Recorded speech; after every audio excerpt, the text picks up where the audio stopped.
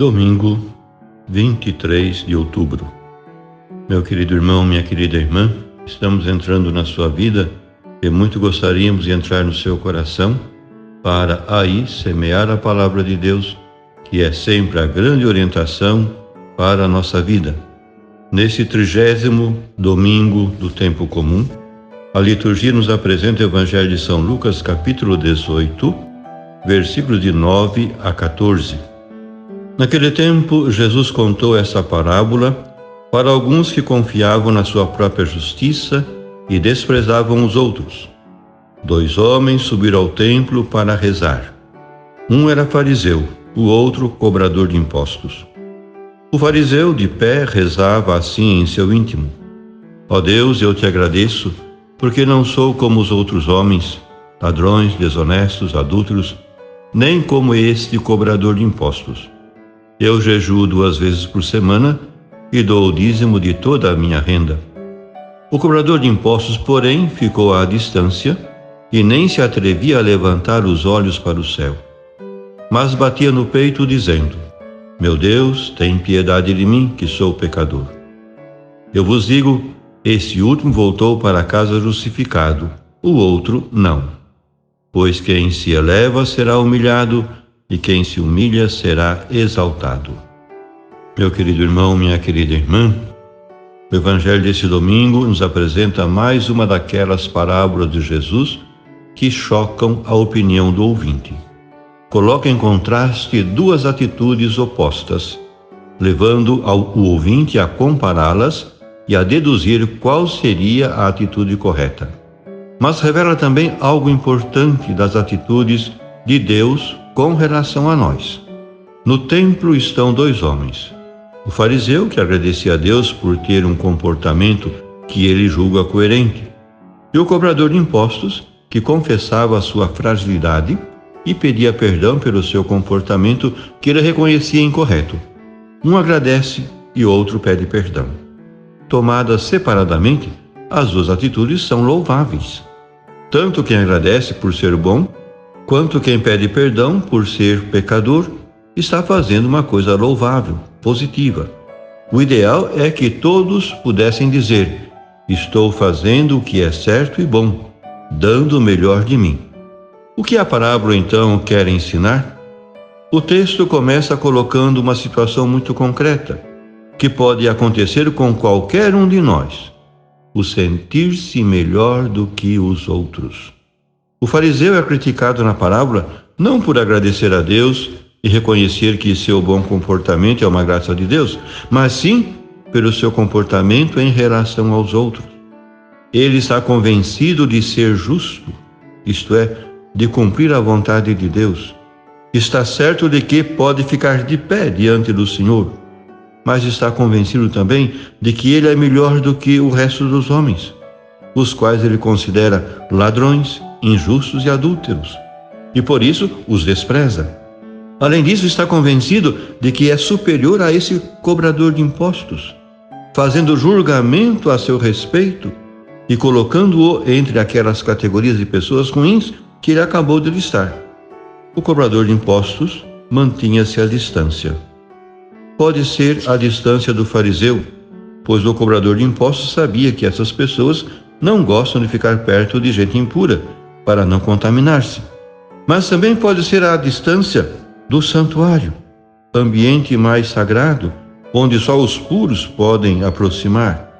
Nesse caso, é uma distância de Deus, pois no templo, quanto mais próximo do recinto onde ficava a Arca da Aliança, o Santo dos Santos, mais próximo de Deus se estava, e maior grau de pureza ritual era exigido para aí estar.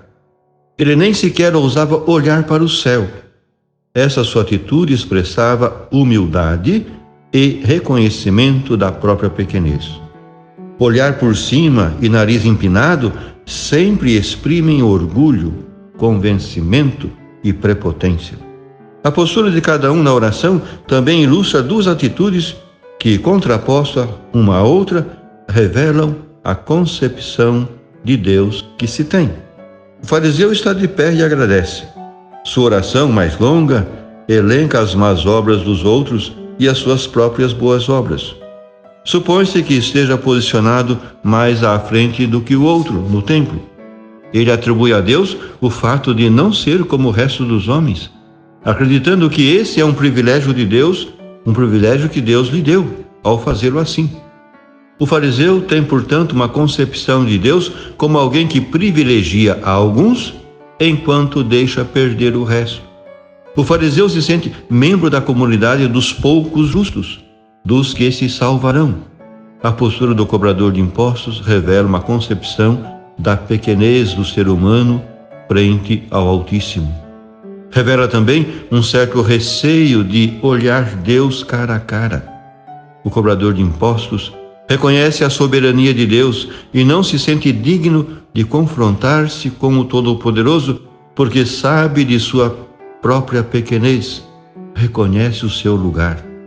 Sua oração é curta e seu conteúdo se resume em pedir perdão, confessando de um lado a misericórdia de Deus, meu Deus, tem piedade de mim, e de outro a própria condição de pecador, reforçada pelo gesto de bater no peito.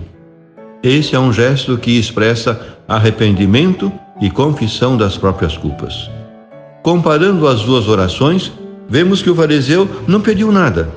Ele só descreveu o que de bom anda fazendo e agradeceu a Deus. Ele não sente necessidade de pedir nada. Ele é autossuficiente. Pensa que é privilegiado por Deus em relação aos outros homens. Já o cobrador de impostos pediu, até de modo insistente ao bater no peito, que Deus tivesse piedade dele.